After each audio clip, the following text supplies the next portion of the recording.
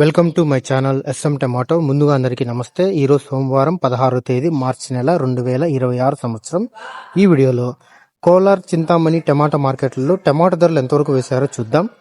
ముందుగా కోలార్ మార్కెట్లో 15 కేజీల బాక్స్ ధరలు చూసుకుంటే ఇక్కడ మిక్సింగ్ కాయలు, గోలీకాయలు 50 రూపాయల నుంచి మొదలై 80 రూపాయలు, 100 రూపాయల వరకు పలికాయి. సెకండ్ క్వాలిటీ కాయలు 100 రూపాయల నుంచి మొదలై 120, 130, 150 రూపాయల వరకు సెకండ్ క్వాలిటీ కాయలు పలికాయి.